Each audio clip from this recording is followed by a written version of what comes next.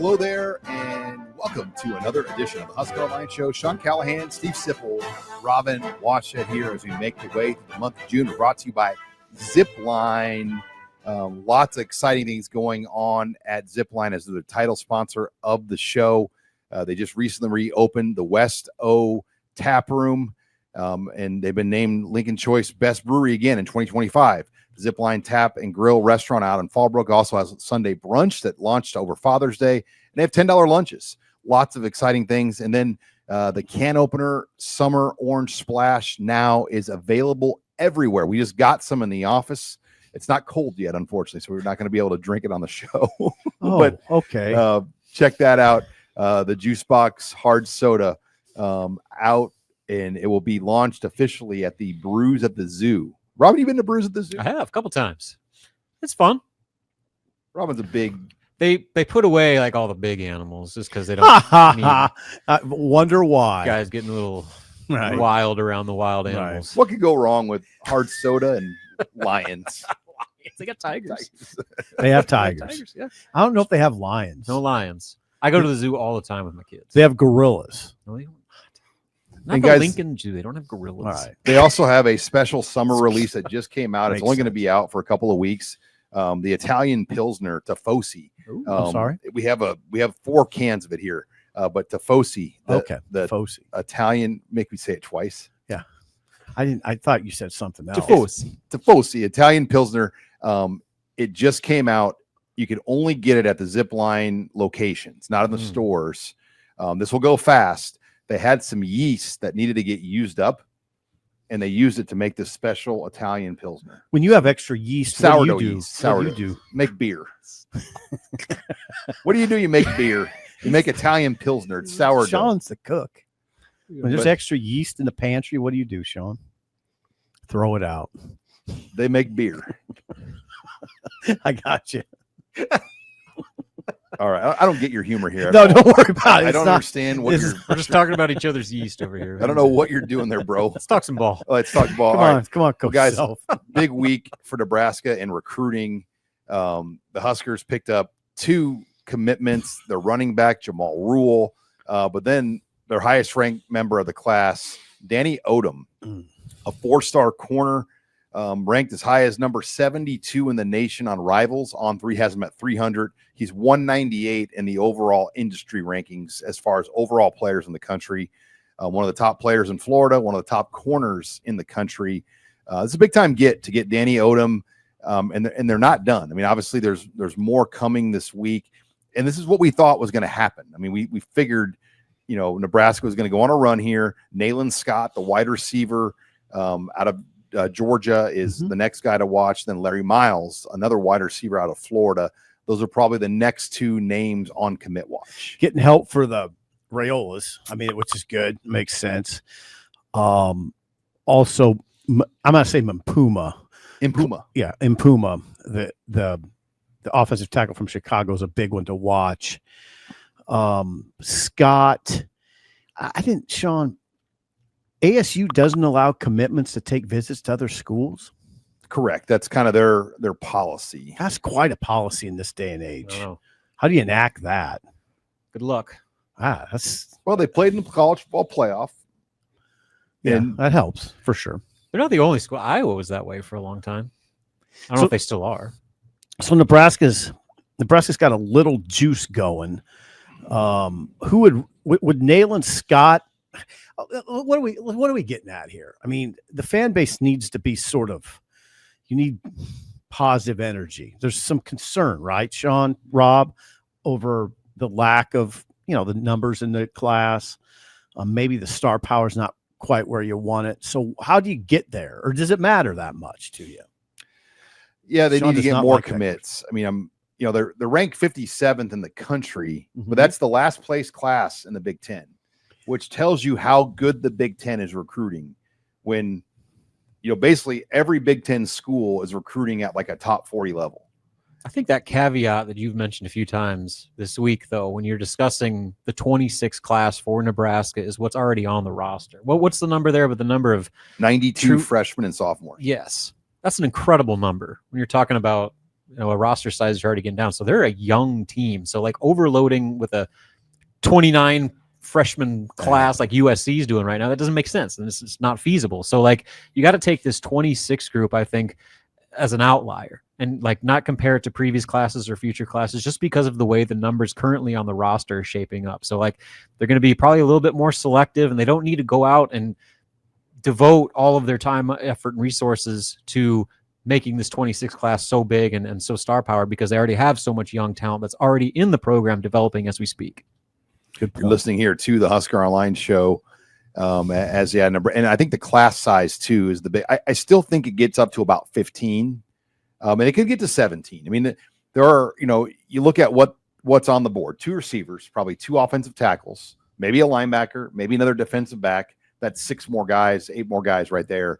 When you kind of start to parcel out how this class will play out, but again, I just think based on sheer overall number of players.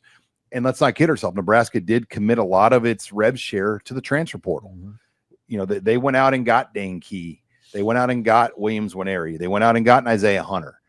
They went out and got Dasan McCullough, Elijah Trent. Pritchett, Marcus Watson Trent.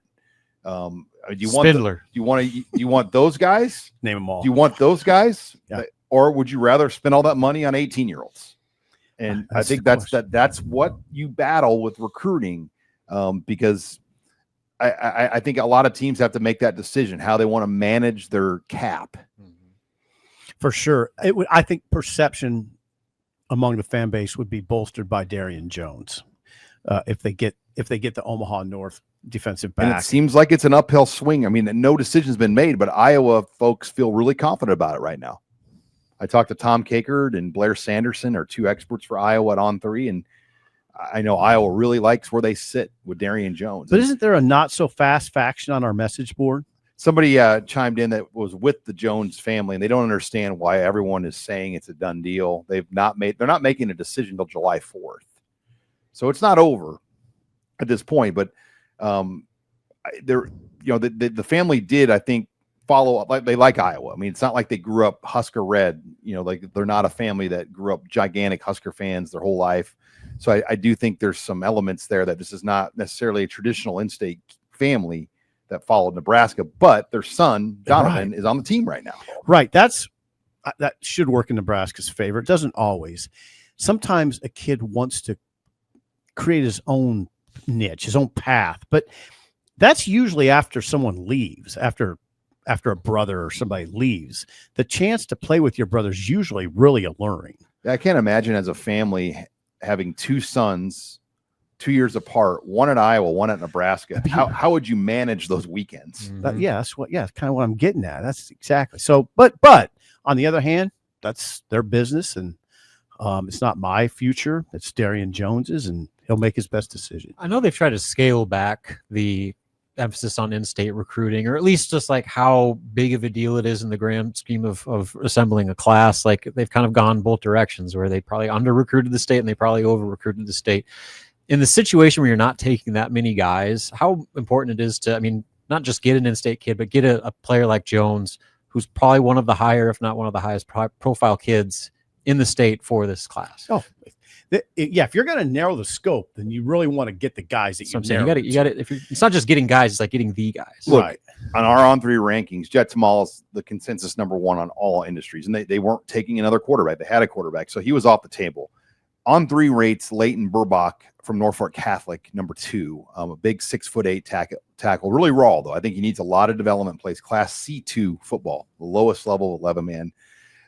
I regard Darian Jones probably as the next best guy. Okay. It's very debatable, though. Landon Von Seegern from Millard South is going to Illinois, but he's an undersized, more of an interior guy. He's not a high, they don't need interior linemen. Nope. Tyrell Chapman, that's probably the guy that Iowa State took that I feel like could end up being a really good player, because not a lot of people gravitate towards Lincoln North Star.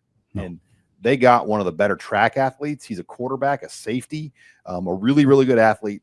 Nebraska had a really good read on Marion Jackson. They had his 40 times, and Matt Rule just did not think he had the speed to play in the Big Ten and get the separation that you need as a receiver. This is, and what you're alluding to a little bit there, Sean, is just if you're a Nebraska fan, as it pertains to this in-state recruiting topic, you just got to trust them.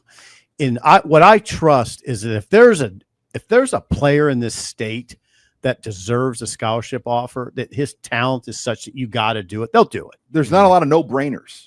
That's the thing. That's the thing. There's a lot of thinking. You got to think on every one of these guys. And don't throw, I'm not saying this to you guys, but fans, don't throw Tamal at me. Nebraska has their quarterback room. It's defined. Isaac Jensen, though, is the one they did offer, and it just kind of fizzled away. And I do think he's a good player. I think that's one. I don't know what happened there, but he decided not to take an official visit to Nebraska. But they did offer. They did offer him. Right. They've only made 3. Darian Jones, Isaac Jensen, and then Jace Reynolds. And again, I just trust that those are the guys they've identified that can help Nebraska get to where it wants to go, which is the top of the Big Ten. It's not, we better offer this kid because his dad is very prominent in X community and he's a prominent alum. So maybe he's not quite what we want, but we better offer him anyway. Now, Matt Rule's kind of done that. That gets you in trouble. Yeah. That can get you in and trouble. it didn't work out. I mean, they overloaded their in-state numbers, probably to not a detriment, but they pushed it. Yep. Mm-hmm. There was a world where you could do that more easily. You can't do that now. Not with the number situation. Can't just take guys to take guys. Yeah, not with the number situation, and not where you're trying to get in this league, which is really But tough. Darian Jones, I feel, is a no-brainer type guy. I agree. He's an elite track athlete, an elite corner, had great numbers. Oh, he's a football player too. Has long. He's about 6'1", but his arms and his length are. I bet his wingspan's more like 6'3", 6'4". Yeah, we've sat down with him. You could take me to task for saying he's a football player. What I mean, yes, he's a football player. He plays football. Right, he plays football, but he wants to play specials. He wants to be a return man. It tells me almost all I need to know about him. He wants to return punts. That alone tells me a lot about this. Is the kind of guy though that would go to Iowa and just be a nemesis to you. And you're gonna have to read about it. The World Herald will write about 50 articles about it. And when they cover the in-state kids, and then we'll see it on our message board. I'm not taking a shot at the World Herald. I know you're not. They cover the in-state guys that play, and you'll see all these, videos of a kid that, and it just you got to. We dealt with it with Noah Fant. We dealt with it with other guys, and he will be good at Iowa if he goes there. That's your prediction. The history of their development of DBs under Phil Parker, yeah, he'll be good there. Even more reason why he's a priority guy. All right, when we come back, very special guest joining the show. We're gonna be joined by Kyle Crooks, the voice, the man himself, the new voice of the Huskers will join us here. You're listening to the Husker Online Show, and we're back here on the Husker Online Show. Sean Callahan, Steve Sipple, Robin Washut. Again, we're brought to you by the title sponsor of Zipline, and we just got some of the new release of the Juice Box Hard Soda.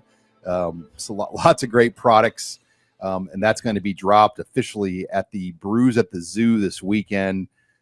Thanks again to Zipline, the title sponsor. Tons of great summer specialty beers just released.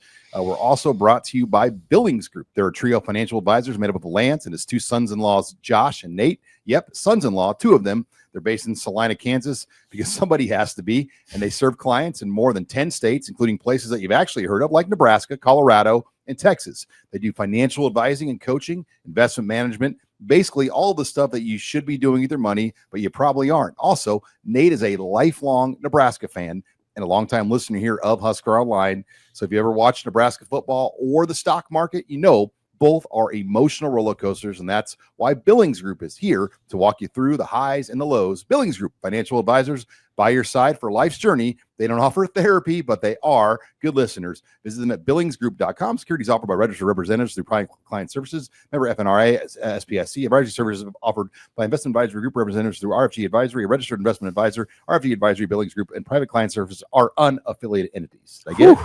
Ooh, baby. It's a tough one to start out with. Jeez, I'm out of breath. Well, guys, I want to welcome in our next guest, welcoming him to Nebraska. We're honored to be joined by the new voice of the Huskers, Kyle Crooks, joining us here on the Husker Online Show. Kyle, congratulations, first and foremost, because obviously I know how competitive this industry is, how hard it is, and you've had to do a lot of hard work behind the scenes to get to this point, to get this opportunity.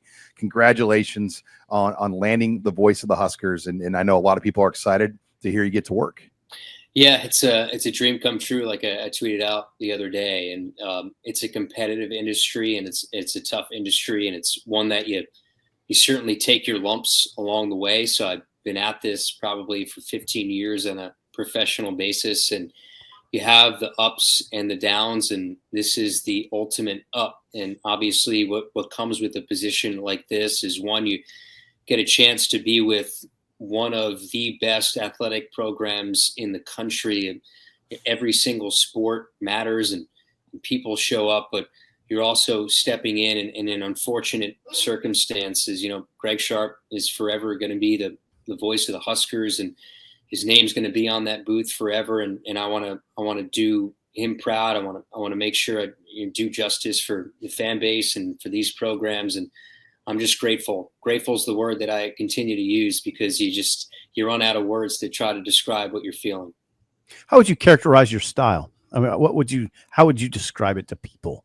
Yeah. So throughout the years, I've taken bits and pieces from so many different people. When you come up and you learn how to do this, and from college to then the stages of getting to where I've been now. But I want to say passionate is a big part of it. I think you'll understand, you're listening to the Husker Radio Network when you hear my calls. Like, you're going to hear the passion for what Nebraska does. And I'm very, one of my big passions is describing and painting that picture on the radio. I love the task of trying to be able to describe a run off right tackle in 15 different ways. I have on my notes app, I have a list of about 40 different descriptors for a run, 50 different descriptors for a pass, for a tackle. What I'm obsessed, and I love the art of what does a 3rd and 6 at the 46-yard line sound in the second quarter, as much as what a game-winning touchdown sounds like. So I think for me, you're going to, hear somebody that is very passionate about the craft, that loves it, that has been a student of it for a long time, but has a lot of energy and a lot of passion, and has, hopefully, I think, going to have a really good chemistry with DB and everybody in that booth. Kyle, I know you're probably drinking out of a fire hose right now. We're trying to get caught up with the entire history of Nebraska football. I guess, what was your familiarity with the program and just the tradition of Nebraska football? And I guess what lies ahead over the next few months as you try to learn everything there is to know about a brand new program? Yeah, so I've known the aura, I guess, of Nebraska football, especially in the 90s. So I was a kid in the 90s and sort of grew up watching and seeing some of those Nebraska teams and some of those big games, and that's where it sort of started for me. And whenever I turn on a game here in recent years, I'd turn on the Big Ten Network, and no matter what season Nebraska's having, if it was a year where things weren't going all that well, the one thing I would notice is there's not a seat empty in Memorial Stadium. And then you do the research and you see the consecutive sellouts going back a long time. And then the one thing that always stood out to me about Nebraska is a couple of years ago, that volleyball match that they had on Big Ten Network, right? And 92,000 fans. And you can imagine a large percentage of those fans in the upper tank couldn't see anything that was happening because it's such a small volleyball court in this massive stadium. But to me, that encapsulated what Nebraska had meant before I even knew this job was a possibility. And then you dive a little bit deeper into it and you see where Nebraska is at now, and outside of football, but men's basketball, a tournament trip a couple of years ago, and then you look at women's basketball. I think they average about 8,000 a game, and I actually had a chance to call a Nebraska gymnastics meet a couple of years ago. And you look at baseball, what they've done in the Big Ten tournament, and softball. I'm a softball guy here at Florida, so I've seen just how close they were to getting to a World Series, and they have probably the best player in the world in softball right now in Jordy Ball. But then you see where football is and where it's going to be. I think I'm coming in at a really good time, like I said, overall in athletics, but specifically with football. I think getting a chance to talk to Coach Huel and the limited interaction that I've had with him, that trend of year 3 under Coach Huel. And the biggest thing is you need a quarterback in this deal, right, to win games. And I feel like they have a guy that if all goes well, you might be talking about him a little bit more nationally when it comes to some of these big time awards. So, I certainly know about the history and the passion of this place, and look forward to being in it in person.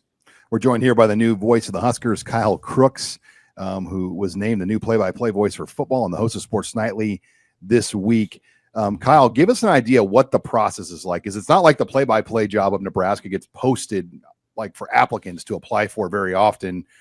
Just from your knowledge, I mean, in the industry, how many applicants were there, and the process of being a finalist and interviewing? I mean, what is that like to go through something? Because I have to imagine there are a lot of talented people that put their name in for this position. Yeah, it's exhausting for starters. I believe Troy had said there was over 300 different applicants. So I had done, believe now when I look back at it, 3 different rounds of interviews. The initial screener interview with a group of people. Playfly was a big part of this entire process. They are the multimedia rights holder for Nebraska, so they deal in broadcasting and a lot of different elements around the athletic program. So interviewed with Playfly, interviewed with Nebraska, and then second round got a chance to talk with just Nebraska personnel only, Brandon Meyer, Keith Mann, who, great guys, and look forward to getting a chance to learn more about their stories and see them in Lincoln.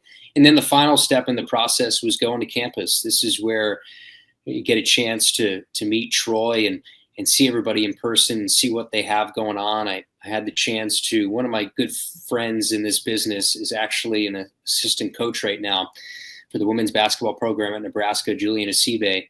And he walked me through Memorial Stadium at night. The lights were off, and I was walking through the tunnel where the players run out, and I was seeing everything. I'd walk through the entire basketball facility and track facility and volleyball facility. Like it was amazing. And so I got a chance to see everybody in person and prove to them that it was going to be a good fit. I think that was that part of the process of, everybody at this point is qualified and can call the games, but is it going to be a right fit? So meeting with everybody, lunches and conversations and all this stuff. I think it started in April and it finished up in, I think I was in Lincoln a couple weeks ago, and it finished up then. So it was a long, lengthy process, and I know they definitely did their due diligence.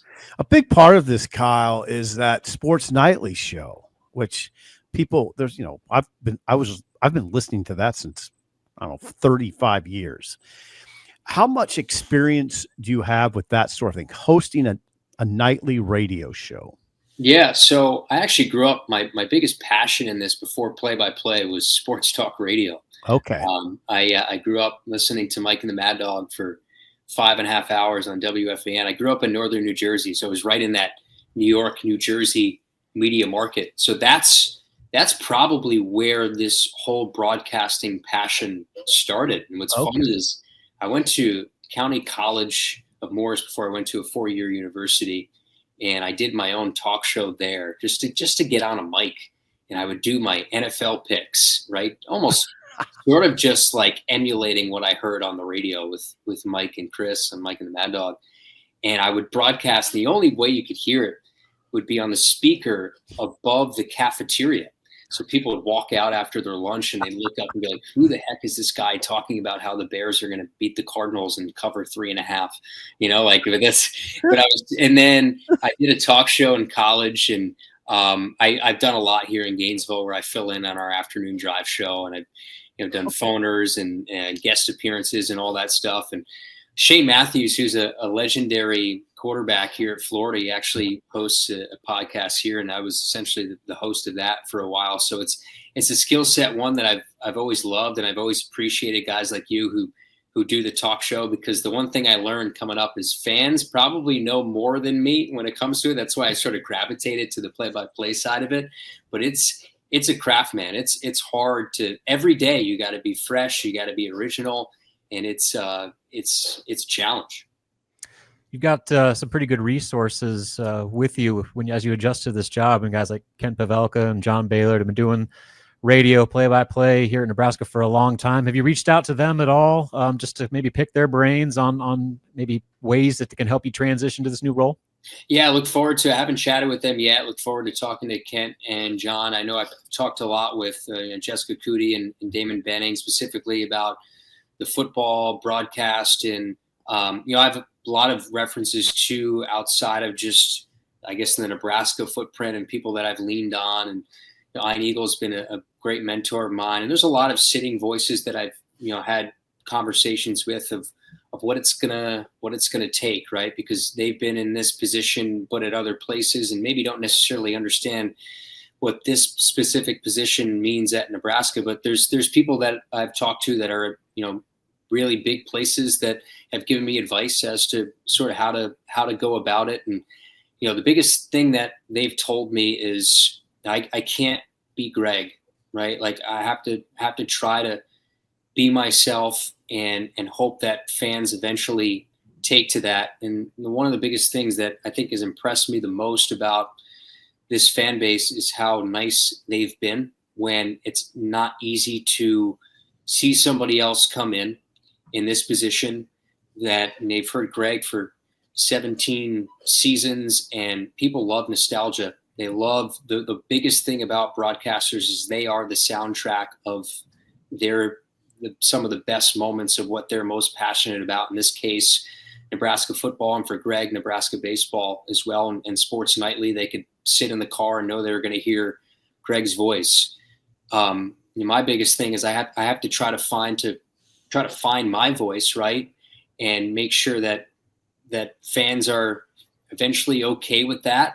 And I know that's going to be a transition and a tough process, but I look forward to getting to know more about this fan base. Well, Kyle, congratulations on the opportunity. I know a lot of people are excited to hear you get going. Arrowhead Stadium's right around the corner.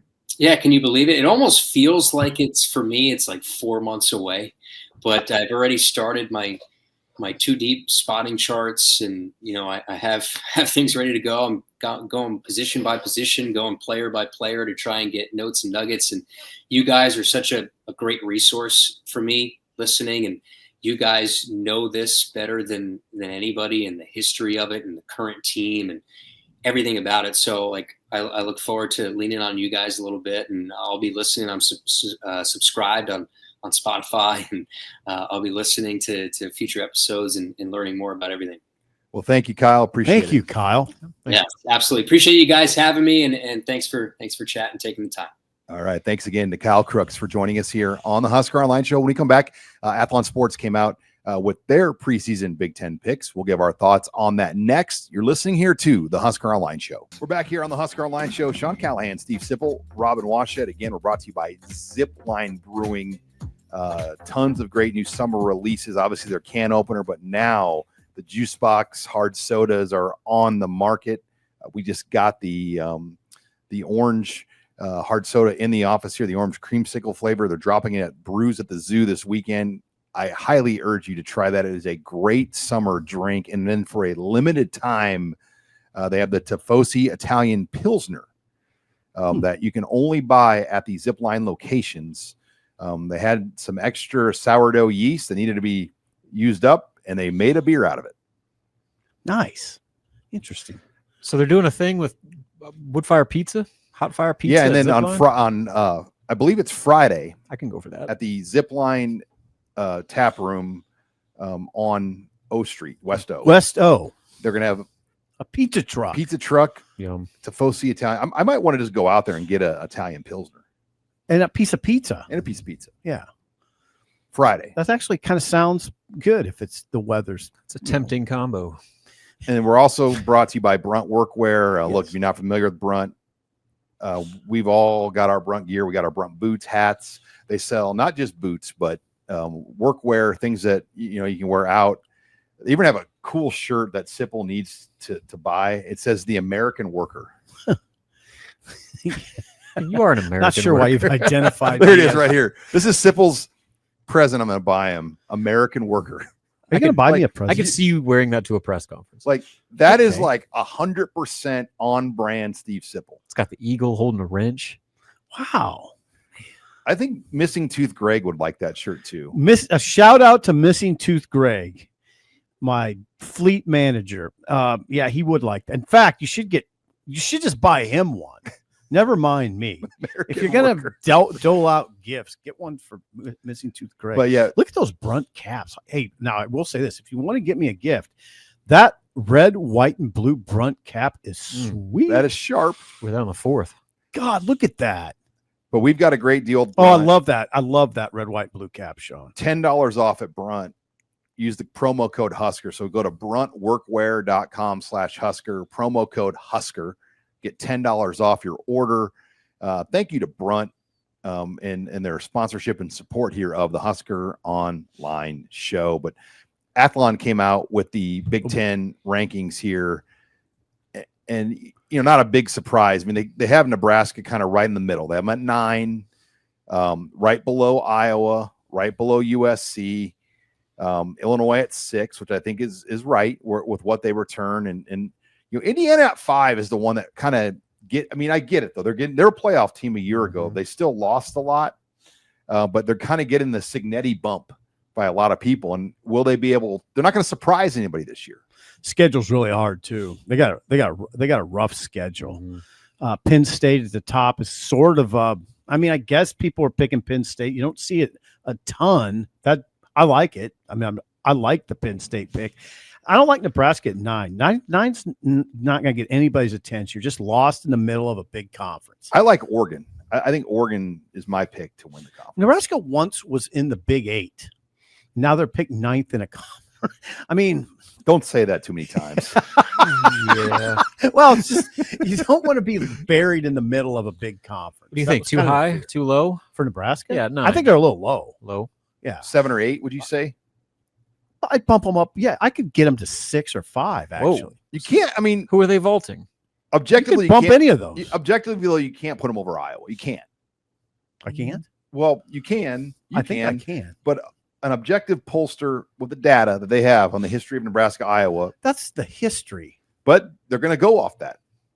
I suppose. Campbell ain't playing middle linebacker anymore that I know of. It still chaps my hide, though. The game will not be at night. Like the game, Iowa needs to be in this stadium. If I'm Troy Dannon, the next time this is around, you're fighting to get Iowa in here at night. They made Nebraska go out there at night. Make Iowa come here at night. Mm-hmm. Yeah. I could get Nebraska a few higher spots. I'm starting to be more bullish on Nebraska. I could see Nebraska ahead of Iowa. I don't think that's unreasonable at all. But then once you get to USC, Illinois, Indiana, I'm not ready for that yet. I think USC is going to be good. Illinois is widely considered as a dark horse college football playoff contender. Indiana's coming off a college football playoff run a year ago. Mm-hmm. I get it. So for me, probably the highest I go is 8.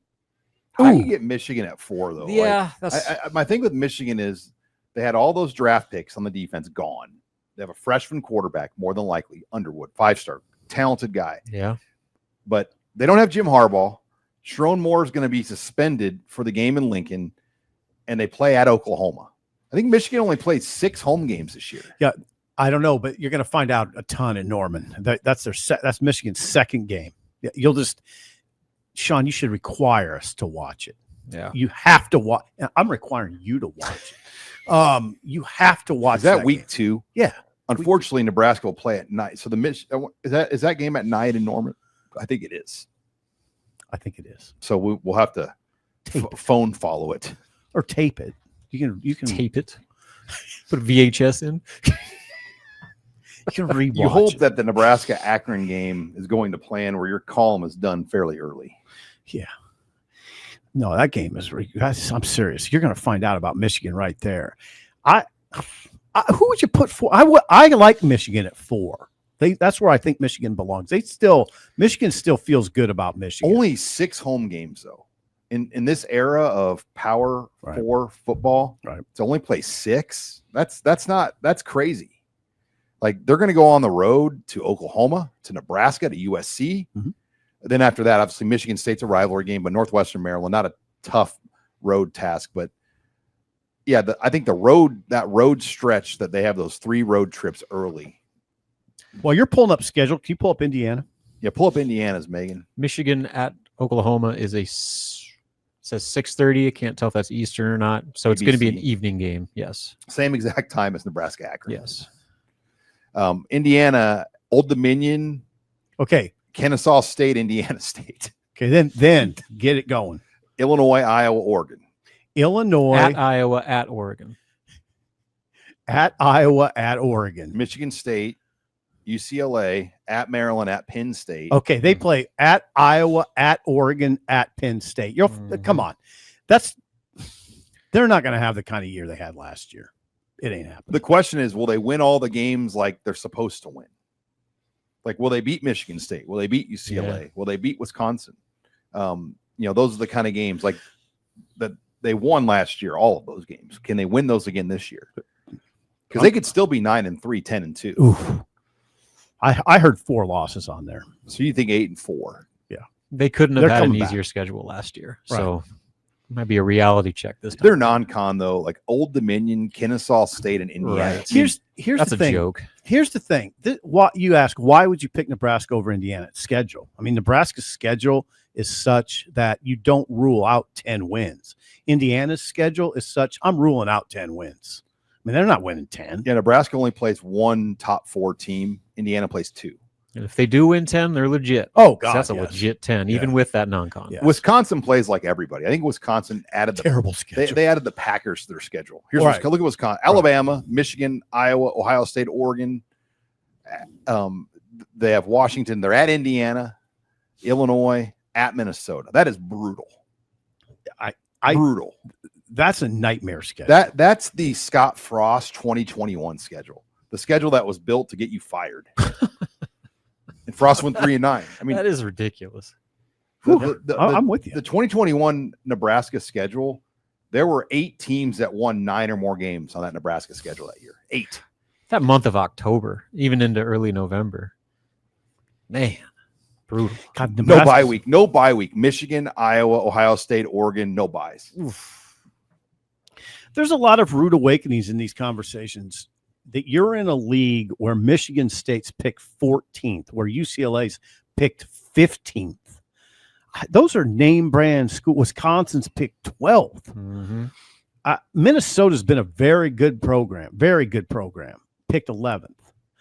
It's just a brutal. It's very difficult, All right. and it's hard to pull yourself out of that middle because it's hard for everybody to do it. Mm-hmm. All right. When we come back, we're going to open the mailbag up. We're going to do 2 mailbag segments. So Oof. a double dose of Abby Barmore. Wow. Hopefully Let's she go. hasn't drank any of the juice box hard You've been soda. drinking, No. Abby? She's the target demographic for that.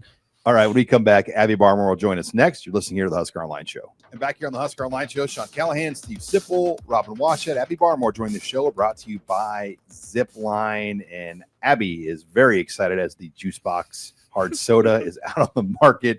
Get out, pick it up. It debuts at Brews the Zoo in Lincoln this week. Comes in 2 great flavors, strawberries and cream, and the orange creamsicle flavor, which we have a 4-pack here. So I'll be That's taking one of stock up. those home.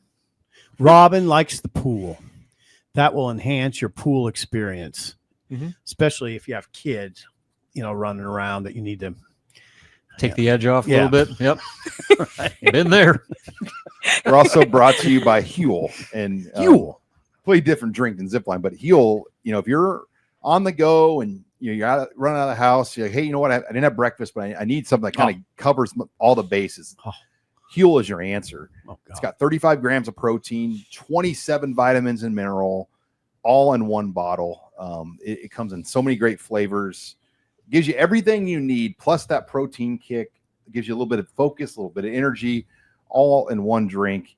And fills you up too. That's the other key. Like, if you have a Huel, it's like a meal. I mean, you'll be full off that. It tastes good, comes in a lot of great flavors as well, or you can buy the powder and shake up your own drinks with the Huel. We've all had our Huel and love the product, love the drink. If you've never tried it, we've got a great deal right now. You're going to get 15% off as a new customer. Use the promo code Husker at Huel.com. Again, that's promo code Husker at Huel.com. That's Huel.com, and you'll receive 15% off. Thanks to Huel for sponsoring us here on the Husker Online Show. Okay, Abby, where are we going first? Okay, in our first mailbag, what is the best event, person, or thing that happened in Nebraska athletics history. Okay, I'll go first as the best event. I'm going to say the 1971 game of the century. Good one, Sean. You talk about, there's a lot of big games, but there were the number of people that viewed the game of the century, it was like 50 million viewers. I mean, That's the one. And That's the you one. think about an event that kind of identified Nebraska. It was on national television on Thanksgiving. Johnny Rodgers made the iconic play, Lyle Bremser's call.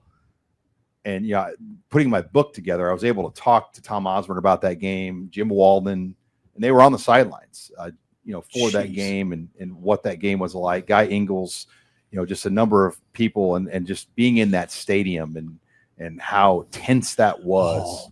Better times too. I mean, that was guys. I don't even know if I'm not going to say that we have to do this, but you almost can't top it. I mean, 55 million television viewers. 55 million. I mean, that was it. I mean, I was 5, and I remember it vividly. Like 5. I'm 58. Do the math.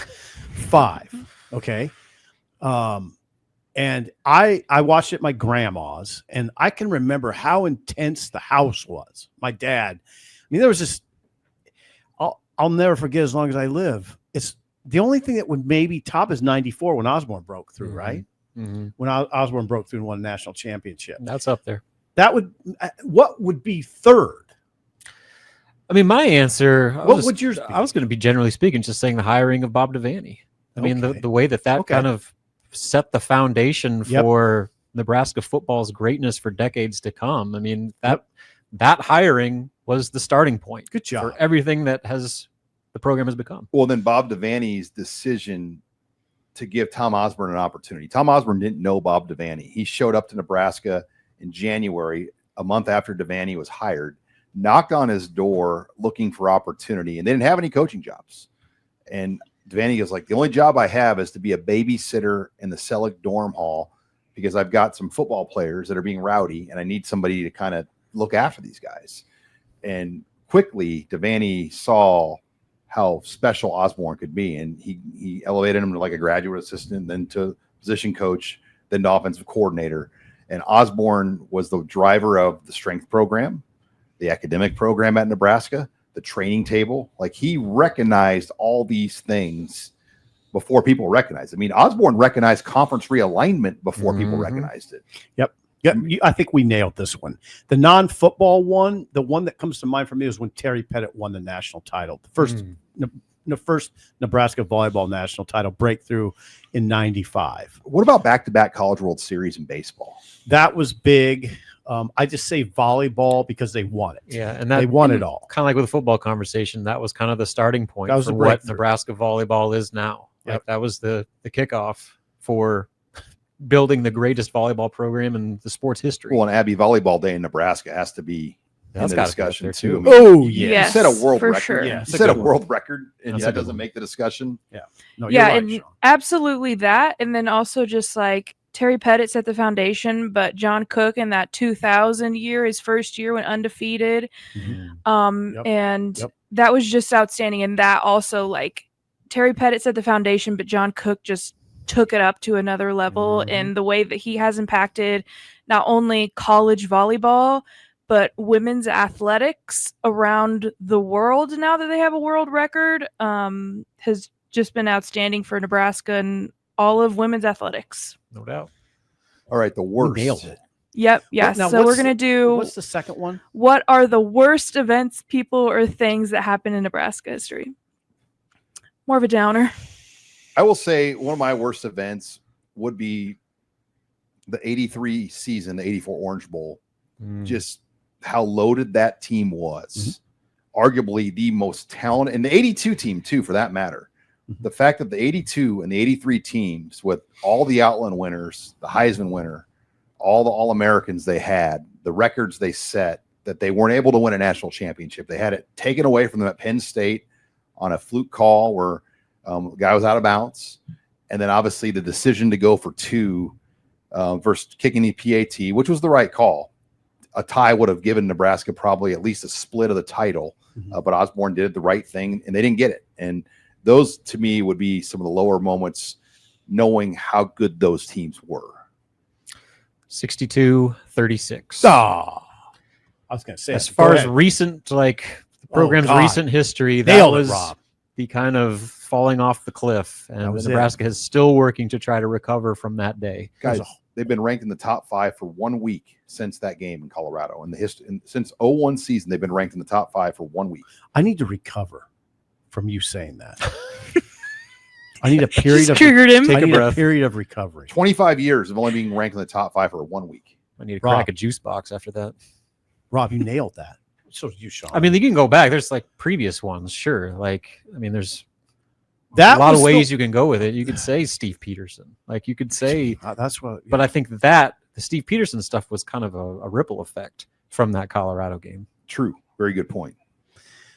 62-36. I had a real hard time that day trying to put that game in perspective. I had no idea what to say because we weren't used to it. No. We got used to it, unfortunately. Sure but it at that point you were like, Stunned. yeah. 62-36 was. I had a massive headache in that press box that You and day, a lot just of trying to people. put it together in my Mhm. head. Perlman, I mean, I'd have to say if you're identified a person, it'd be Harvey Perlman because he was a very sports involved chancellor, and he sort of oversaw the demise, and he was very attached to Yeah. it. His fingerprints are all over that. Peterson, Eichhorst, those, I mean, just say it that way. 2 ADs who failed miserably. Hired by Perlman. What's the hired by constant? Perlman, Yep. right? And the athletic department. I mean, it was kind of a catastrophe in a lot of ways at times. And if it, For instance, catastrophe, you'd say, well, Sip, how bad was it? Well, how about going 37 days to hire a head coach, getting turned down 4 times? That was a debacle, Sean. It was a debacle. I covered it every day. It went 37 we talked days. to Mike Zimmer about it. Yeah, he went 37 days. That was an utter catastrophe. They had to call a press conference to calm the waters. Remember Yeah. that? Yeah, you don't see stuff like that. That's a anymore. good mayhem Monday. Oh God, it is. Good idea. Write that down. So yeah, I think we got it. I don't know what else we. There's would say. other ways you could go. I mean, like Brooke Behringer passing. I mean, that was a really Sam dark day. Foltz. Sam Sam Foltz. And I mean, so like Those there's two, yeah. different directions you can go, but from a football standpoint, recent history from that scope is it's got to be that And- day in Colorado. By no means I'm trying to diminish the 82 and 83. I'm just saying those teams were so talented I got you. Oh, to yeah. not have a title. That- Right. that's what I What meant. should have been. Like Osborne that. should have had probably, if not one, if 2 Oh, yeah. titles. And shoot, just think of the aftermath loaded. from that. I mean, the fact that like that was kind of the knock on Tom Osborne. See, look, he can't win the big game, and it took him another 12 years to finally do it. The 82 team had Tom Rathman, 11. Roger Craig, Mike Rozier, Dean Steinkühler, Dave Remington, Irving Fryer, Turner. Legends, Hello. legends. Hall of Famers. Wow, you guys did good. All on right. this. Good mailbag segment. We come back. We'll have Wow. more of a traditional mailbag segment. You're listening here to the Husker Online Show. Final segment of the Husker Online Show. Sean Callahan, Steve Bull, Robin Washington, Abby Barmore joining us here still for the mailbag. Again, we're brought to you by Zipline. Get out and try. A lot of their new beers that just came out. They got the Tifosi Italian Pilsner that's out. You can pick up only at the Zipline locations. Also, the orange creamsicle, orange hard soda, the hard soda. The juice boxes are out. Those are good. Jumble. You're but fine. There's a lot. They have a there's lot of a lot different- of new products coming out at Zipline. Yeah. Just rolling them out. Perfect time to load the cooler.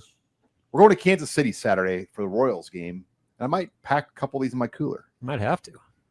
Saturday's the day, huh? Shohei Ohtani is supposed to pitch. God, that Oh, would baby. be that'll be super cool. Dodgers are in Kansas City all weekend. Is it? I mean, is it gonna be packed? I don't know. I would assume it is. Yeah, I mean, I think every Dodgers game is packed. they're a traveling show. I mean, people. What a Sean, you're gonna have a ball watching your team. We were going to stay the night, but we have to get back for swim meet on Oh damn. Sunday. So Damn. Where would you have stayed? we're going to stay for the Overland Park Marriott. God, you should just skip the swim meet. I'm a timer. I'm timing at the swim meet. This weekend. So I got Oh, big a deal. time duty. But speaking of Kansas City, Husker Night at the K is the day after Nebraska plays Cincinnati. Okay. I can't get over this timer thing. I'm a volunteer timer. It's a big You responsibility. ready Yeah, for time that? 40-yard You dash. ready for that? Oh yeah, Can I have a hat on? I ran like hundreds of combines for Recruits Unlimited. You'll probably be like the meat director in 3 years. I hope not. But Husker Night at the K is coming up August 28th. Nebraska plays at Arrowhead Stadium. Well, on the 29th, the Royals host the Detroit Lions. First team to 50 Tigers. wins. Detroit Tigers. Wow, you and the Lions. I want to see Dan Campbell play baseball. Just a big Jared Goff guy. Detroit Tigers will be in the K. Tigers. And look, Husker Night, a lot of Nebraska fans are going to be in town. We've got a link in the show information here on YouTube. We have discounts on tickets and parking, heavily discounted on parking. We're going to save you $12 on parking, like $31 normally. You can get it for $19 on this link. And then depending on where you sit, you're going to see a discount on your ticket price. Check it out. Also, a free gift will be given to all the fans in attendance, a Husker Night at the K Nebraska windbreaker. Wow. A lot going on. Abby, let's get back to it. What do you got? Okay, our first one. Name a game on Nebraska's schedule that most fans chalk up as a win, but you're more nervous about. Go ahead, guys. I'm going to say UCLA Yes. because That one's definitely getting overlooked. I don't. Why think does it get overlooked? Well, Nico is such a wild card. How good will Nico be in a new arrangement? Mm-hmm. But the reason I asked, why is it a wild card? Is they came to Lincoln and whipped Nebraska last year. Like, why would you overlook UCLA? And for look a where second? it's placed in that schedule, too. There's going to be 20,000 Nebraska fans in the Rose Bowl, though. That is that's one thing I like about that game. It's going to be just a red takeover for sure. And you raised Nico. Now, I am in the Nico fan club. I watched that Ohio State game, and they got beat bad. Tennessee got beat bad. But late in that game, if you watch him late in that game, the way he runs the ball, the effort he's playing with, his sheer talent, he will be a bear in college football. He's before not it's bigger than what I think people 6'6", yeah, Rob. He's a horse. Yeah. The thing is, they're going to put a lot on his shoulders. Whereas Tennessee, he had a lot more compliments to take some of the pressure off him. Now he's going to be the guy, and they will go as far as Nico takes them. Michigan State's a wild card too. Terrible team. But they're bad. I'm just saying, like that was UCLA a year ago, where you just thought, oh, UCLA is a terrible team. They beat Nebraska. Like, who did I talk to? Jim Comproni. Comproni's great. I had a long conversation with Jim Comproni, the Michigan State. He's the man up there. He knows he knows a lot, and boy, he did not. There's no all Big Ten players in sight at Michigan State. I mean, it wasn't even a discussion. Like they don't have much, Sean. They don't have much up front. Mm-hmm. I'm not worried about Michigan State. Cincy bothers me. Yeah, that's what I'm going right out of the gate. Cincinnati. I think people are just chalking it up. There's this going to be this big celebration at Arrowhead Stadium. It's going to be just this, fun Husker weekend. You better watch out. Cincinnati's loaded. They just came out with all Big 12 teams, and Dante Corleone, Phil Steele has him as a fourth-team All-American. That's your big man right in the middle that's going to test that offensive line right out of the gate for Nebraska. So they've got playmakers across the board. They got one of the best tight ends that program's ever seen. They got a dual-threat quarterback. They've got a stable of running backs, Big Ten-level running backs. They're going to be a bigger problem, I think some people want to admit. Sean, you know what Satterfield does? Their head coach tries to run it. You know what's Nebraska's biggest question? They will test. We will know. I know right away what I'm writing in my column. Yep. That night, we're going to get that vulnerability of Nebraska's tested. And if they win but give up an unfavorable amount of rushing yards, 190 or something like that, it will be a concern. Absolutely. If Nebraska wins but gives up like 180, 190 on the ground, then you're like, what's Michigan going to do? Yeah. I mean, Satterfield's past is he will test Nebraska with the run game. That's what I'm saying. All right, Abby. You're going to learn a lot. One more here. What do you got before our final question? Do you think Nebraska will bring more events to Memorial Stadium like they did with the Garth Brooks concert? Yes, I think we already know that Troy Dannon's working on concerts. We know Terrence Bud Crawford's going to have a fight. No, we don't know that. Like they want to have one there. They've talked to his guy. But I don't know if you're going to get anybody reputable that would want to fight Crawford outdoors. That's a hornet's nest. And Troy has talked about it. In boxing, I'm more familiar with it than you guys. They don't fight very often. I mean, I'm twice a year. I don't know how many fights Bud Crawford has left. He's got a huge one coming up. It's what I'm saying is a lot has to align for that to happen. So if that happens, they're going to set it up to where the odds are heavily in his favor. It's kind of what maybe his send-off fight or something like that. What's his- But what Sean's alluding to is Dannon has said multiple times, Nebraska, Troy Dannon has reached out to Bud's people. So what's the split they would want on tickets too? That's another big part because the way Oh. the boxing world, they want a big split. And Dannon, he's not hosting events not to take a split. Right. I mean, The reason they're doing it is for money. so like if Crawford wants to fight there, but his people are like, yeah, but we're getting 80% of the tickets or something like that wouldn't work. I mean, I think that it's got to be a fair split for all parties involved. But we Savannah can- Bananas. yeah. Can you yeah. play on Oh, turf yeah. though? Can they play on turf? I don't know. Yes. I think they could The play answer to that anywhere. is yes. I mean, like Can they're they like the dance on Harlem turf? The real Globetrotters of question. baseball. So Sean, they can absolutely play on turf. Yeah, I've seen them playing football. They can play in football stadiums because it's not real baseball, and they don't have to have the measurements. You can have a 270 foot. Short porch. Yeah, probably even preferred. yeah, I've seen it. The Savannah Bananas, I don't know if they'd sell it out, but I bet they'd come close. So you'd probably put like home plate in the corner of like the northwest part What of do the you think about stadium. that? Oh, where would you put it? Northwest, like the Tunnel Walk corner. Yeah, I could see that. Yeah, something like that. I don't know though. What? They played at Clemson Mhm. on grass. Like, can you reline it and set it up to look like a baseball? Yeah, you can. I've seen it. They've done it. I think they do it a lot. They play in Yeah. stadiums. Yeah. On turf though? Yes, I've seen it. 100%. it. All right. And they bring in bands. Like they'll bring in like a name Yeah, act they band. pair it with a concert. Yeah, Sean, they pair it with like a name brand band. The question is, can they get? I mean, everybody wants the Savannah Bananas in the country because they fill up Mhm. every venue. There's two people right now that fill up venues outside of football: Caitlin Clark and the Savannah Bananas. Taylor Swift. Well, Nebraska I'm talking volleyball. I'm talking about Nebraska sports. volleyball. Two people. I'm talking about sports. Okay. Don't throw concert acts at me. I mean, Wow, Sean. well, I'm saying sports people. Okay. Like, I hope you understood that. Yeah, I Just want to clarify. got it. And we can start naming off every country act, and they'd fill up venues too. There's some country Garth acts. Brooks, but I'm talking just sports people. But Got before we get to our final question, I do want to wish a happy birthday to Ron Curtis.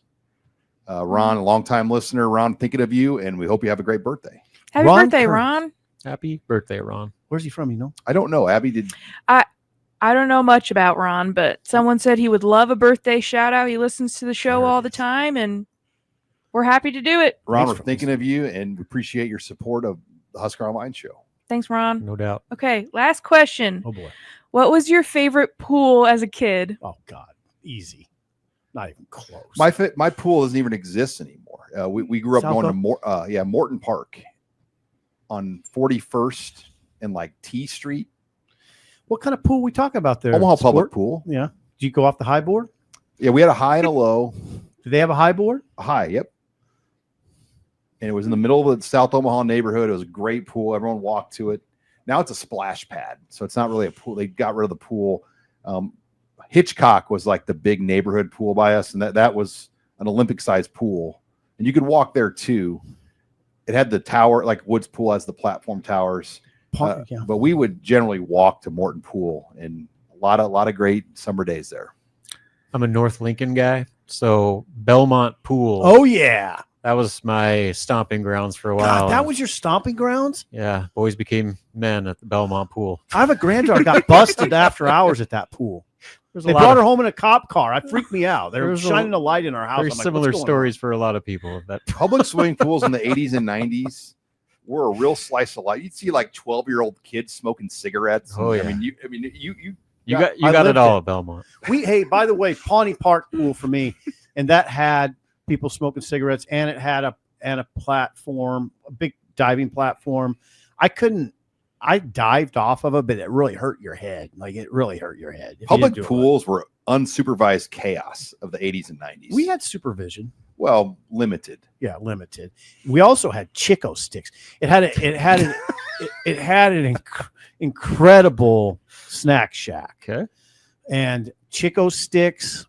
I don't even see them anymore. Mm-mm. But that was a go-to. It was just it was a Your parents gave you the cash to get out of the snack shack. I might have, yeah. Or maybe I just stole it from my dad or something. Yeah. Just happened to come across $5. Wow, I'll be damned. But yeah, it was great. God, I'm glad you asked. I know people don't. Public really pools care. though were quite an experience in the 80s. And How about I got a 90s. question for you?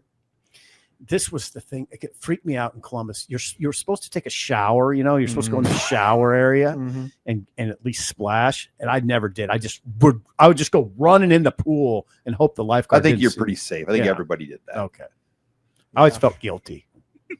Like, I'm not dirty. Ours didn't have chairs. We had chairs. And what I remember was We had everyone you just sit on concrete with your towel and just kind of hang out. Lay the towel out on the hot concrete. I think now they kind of have chairs. We had chairs.